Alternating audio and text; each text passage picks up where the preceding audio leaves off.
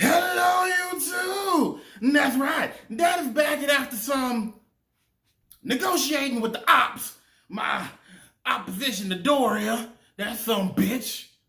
I managed to get myself an extra day in.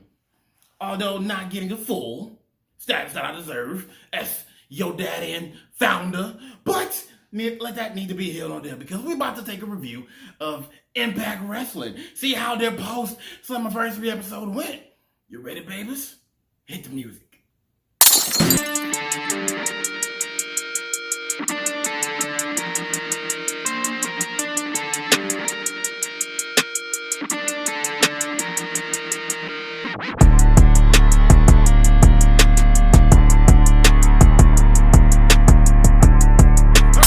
Now, this is actually showing that Impact is putting in a lot of work to try and make things new, freshen it up, or as I believe it to be, put a fresh coat of paint on it. Because not only did the show open with EC3 with a quick promo, but they have a new intro theme. Now, personally, I don't like it. I like the previous one. It was a little bit better, it had more impact to it. This one's kind of like, okay, not getting me into it, but hey, fuck it, whatever. Because we're going to the first match of the night, and Daddy was expecting more.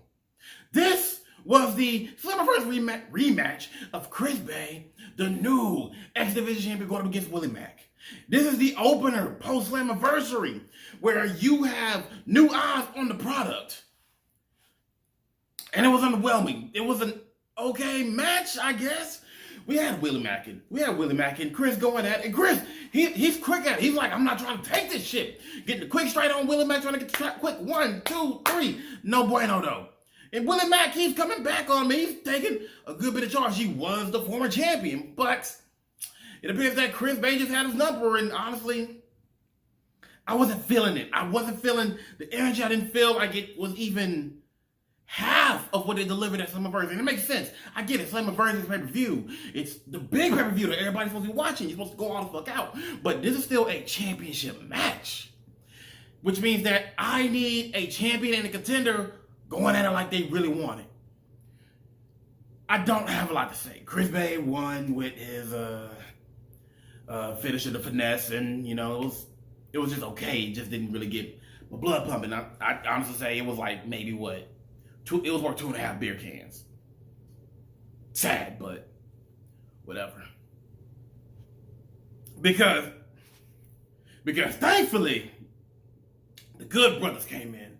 Oh, Gallows and Anderson. And honestly, it was great feeling. I honestly wish this is how they would have opened up tonight. Because they came out on the mic.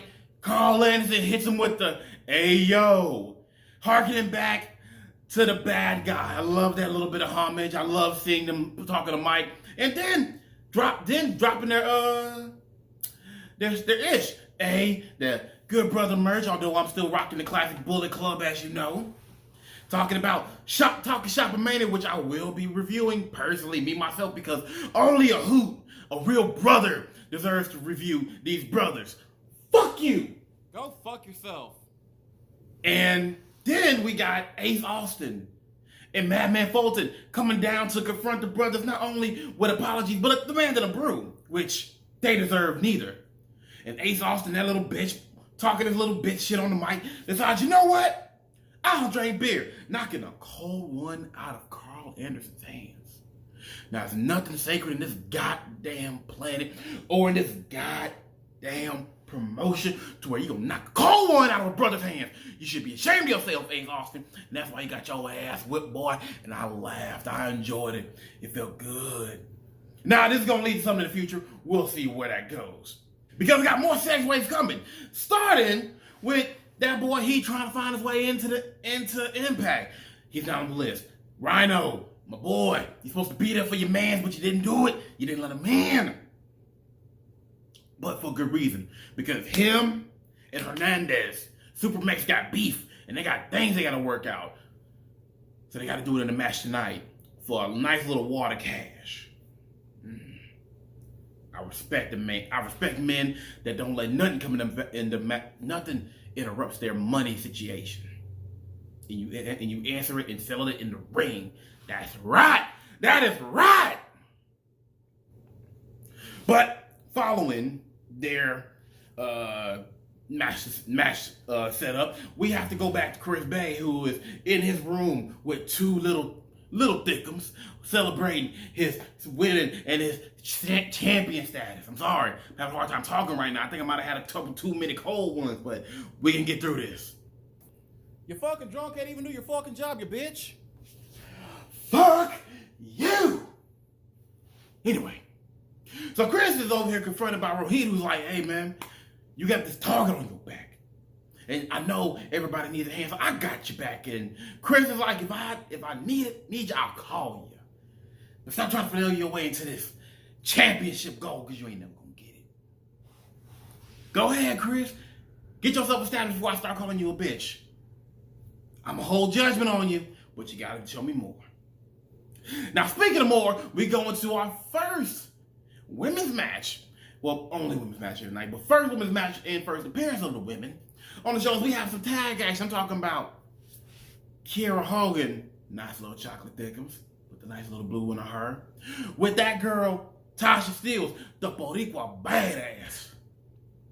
In a tag match going up against Havoc and Nevaeh. Now, them some thick girls right there. I said, ooh, oh, daddy loves them thick. Daddy loves them thick.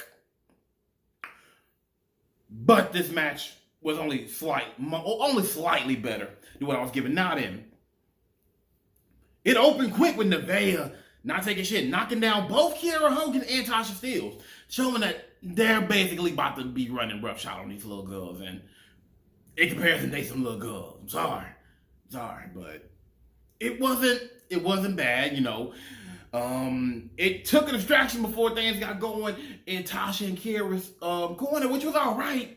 And they tried isolating the van, but they was having a hard time with her, much less when Havoc got in and basically was putting them on it. Now, it was obvious that these girls need to be smarter to handle these Goliaths, these gladiators, these Amazonians.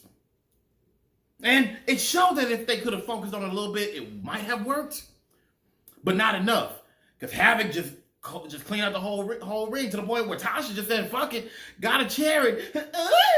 And that's not me being misogynist, being sexist. It was a very shitty chair shot. But it led to the DQ, and it didn't help because at the end of the day, Kiera Hogan got her ass pile drove into the mat. I'm sorry, ladies. The match itself, it was interesting. It was okay, but I'm expecting more of the women's division. I'm also going to have to speak on behalf of Numbnuts over here and say that even AEW's women's division will be getting a bit more, will be criticized much heavier. But it was a match. It didn't give me too much. It was just all right. So it gets three cans of beer. It's a little bit more than the first match. Now that this is where I got to talk about something that I believe could be a benefit, but also a bit of a burden on Impact, because what Impact does, they do flashback moments of the week, where they'll go back to old matches, whatever. They'll go ahead and showcase it, which is a plus, especially considering that now that they have these extra eyes, they can possibly get people onto the Impact Plus service, where they have all their classic matches on there, including their former B show and whatever the fuck NXT Impact Legends is. You know, it's shit to watch. I don't have it. I might do it eventually, possibly, but I can't guarantee shit. The problem comes down to, because I've noticed there was like another one that I had seen previously where they showed a very trash match between Scott Hall and Kevin Nash in 2010. Who the fuck is watching Scott Hall and Kevin Nash in matches in 2010 and really enjoyed it? I mean, maybe it was like one of them and a new guy, but even that with CM Punk turned out to be a disappointment. So if they show the good shit and everything, that's fine, acceptable, but it also could be viewed as problematic because maybe they don't have enough content or enough talent to be able to have a full show of matches. Only time will tell how the people will take it, but it can use a little more work, baby. And then we get more backstage action. We have Callahan confronted Shamrock on what happened with the match. And Shamrock's like, listen, I don't got time for your shit. I already been beating myself up about what the fuck happened. You want to talk about it? We'll talk about it next week. So building, giving me something to want to grapple onto is the first every night. I'm glad, I'm happy. That's giving me something to want to check out next week. It's good. It's good. Because now it's time to go to the previously mentioned match between Hernandez, Supermax, going up against the Gore. Pardon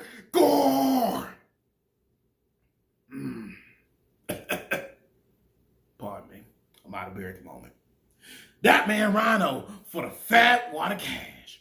Who is gonna get it? Well, it's Rhino. I'm sorry. There isn't much of a match. Literally, they give the money to the refs. The bell rings. Rhino gores his ass 1, 2, 3. I should shit on this, but I laughed my ass off when I saw it. It was funny. It was funny. So, you know what? Just for the laughs, I'll give it 2 beer cans. It was mildly entertaining, to say the least. Because after that, it's time to go with another video package, the Slammiversary Victory Package. As we have all of the night's winners talking about what's going on, how to move forward. And it's all right. It's a quick reminder of who won for those who didn't watch Slammiversary. But after that package, we do get Deonna Purrazzo in her interview basically boasting about her greatness, how the Virtuosa is the best technical women's wrestling. That's the first time I've heard a woman really taking the reins as being the best technical women's wrestler. Then again, I haven't really seen too much women's wrestling outside of AEW and the WWE. But you know what? I'm going to go ahead and have that something right on. I'm already digging her already. But in between that interview, the number 1 contender, Kylie Ray, comes in for a womanly handshake and proper sportsmanship. Basically looking forward to the title match she'll have before Deonna Purrazzo, that evil motherfucker. I praise you, I could call you a bitch in the same light. Although you're probably a nice woman. That bitch tried to go for Kylie's arm. How dare you? That is the dirtiest shit. You do not have honor. Like the women of honor do. But seriously, no, that's pretty fucked up to try and do. But we don't have time for that because after that brief scuffle and confrontation, it's time for the champ to come out and make his champion's declaration. Now, the champion's declaration is mandatory at this point, I guess, when you have a new champion. But basically, it's the same thing over and over again, especially for the baby faces. The praise. The idea of how I, as champion, will be. I will be your fighting champion. It will be an open challenge. Anybody can get it. And how I had to climb to get to this one. Okay, I'm harder enough. I got you. 1, 2, 3, shoot. Give me more. Which they did because Eric Young with his evil maniacal laugh came out. And before he even gets to it, Eddie's already like, no. I'm not giving you a title shot, but I'll give you a ass whooping for what you did to Rich. He might not be able to walk or wrestle.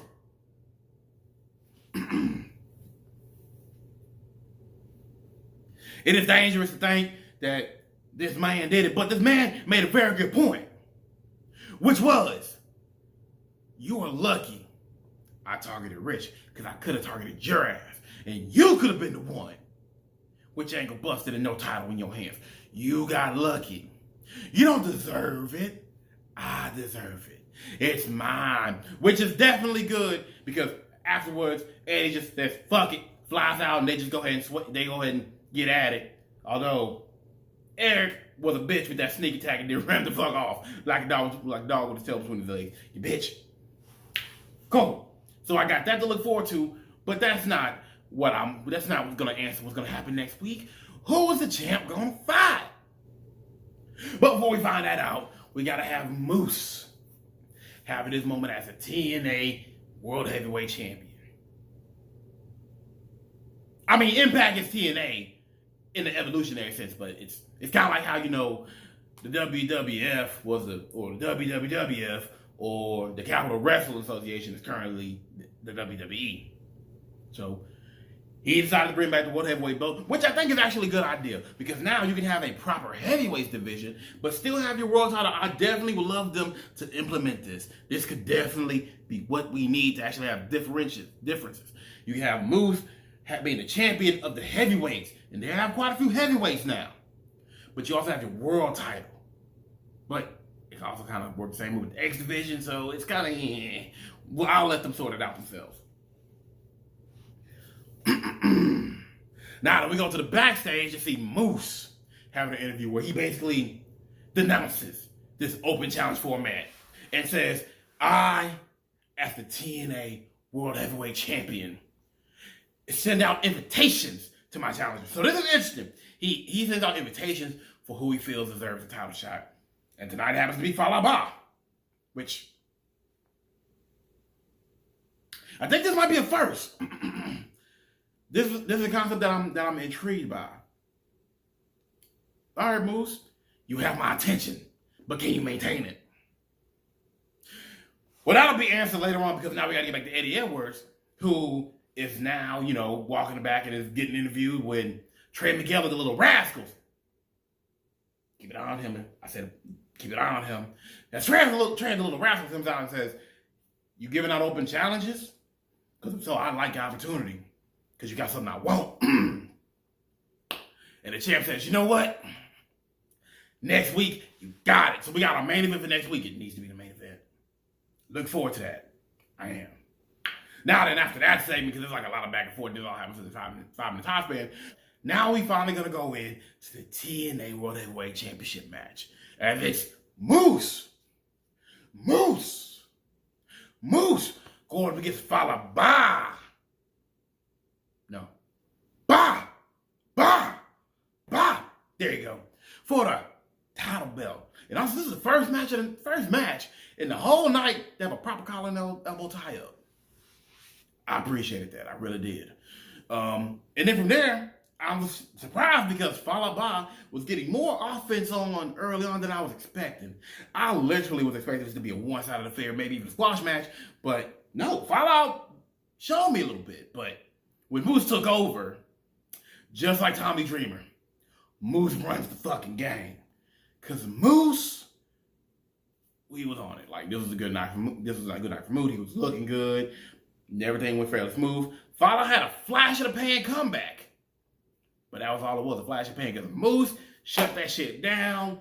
The lights out spear. 1, 2, 3. He is still your TNA World Heavyweight Champion.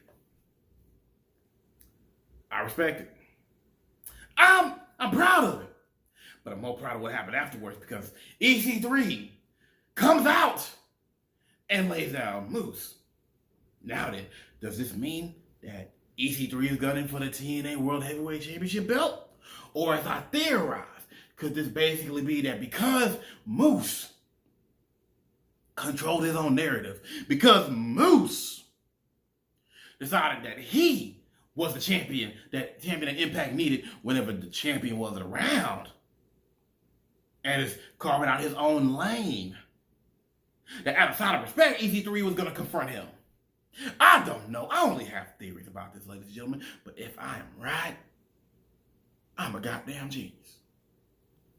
You're dumb as fuck, a fucking cunt, and you're a drunk. Go fuck yourself, bitch. Oh, my mama, son, I will fuck you up. Don't get it twisted. Do not get it twisted. Sorry about that, ladies and gentlemen.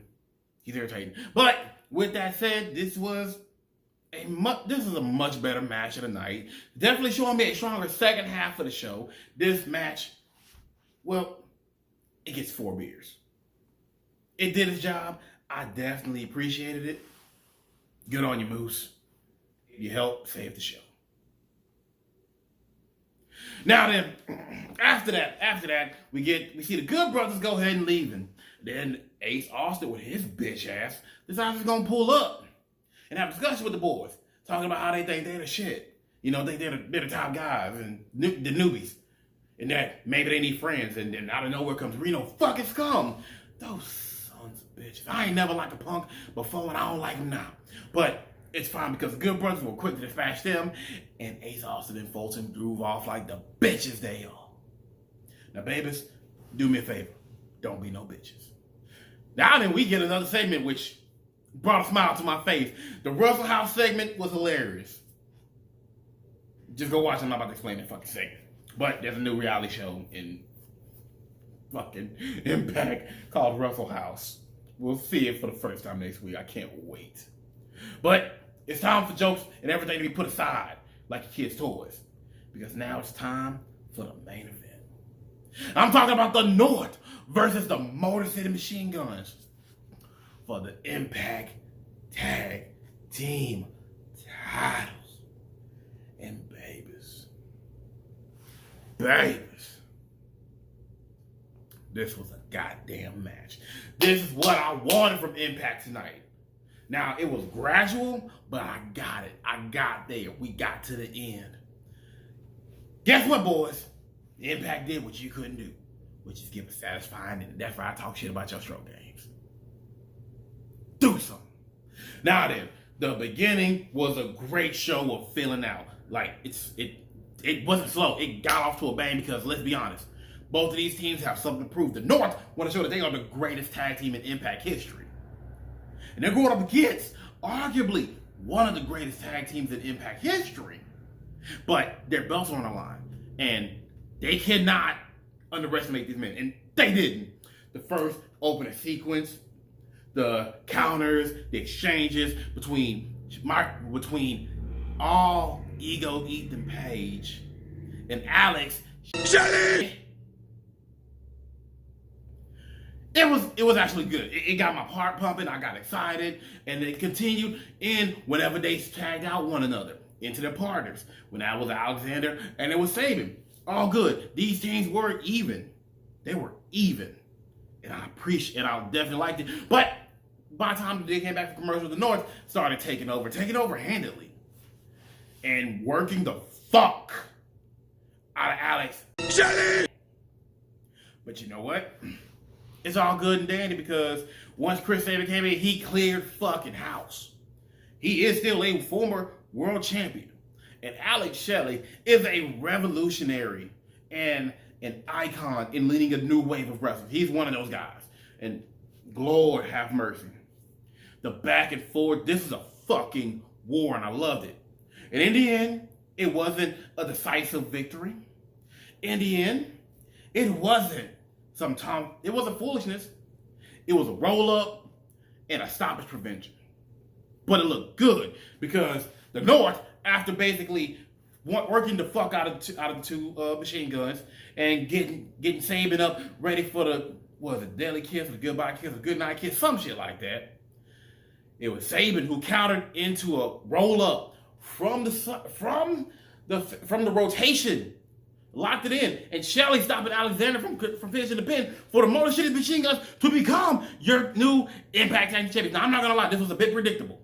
This was most definitely predictable, but at the end of the day, I still loved it. It was a good night feeling. Now, we gotta know who's gonna come up to dethrone the Motor City Machine Guns. Now, I view them as, I can't view them as intermediate champions, because they have too much legacy. And there also needs to be a real establishment of the Impact Tag Division, because I'm going to be honest, it's been lacking for a long time. Their women's division, it's gotten beefed up, but I've taken note of that many times previously. So now I want to know, where does Impact go? But this match, 5 beers. 5 beers, that's the max. That's A+ territory right there. That's, you did everything right. And you know what? I got something to celebrate that. Because when you have a match that good, you don't just crack a beer. You don't just chug bud. I gotta dap you up with the crown.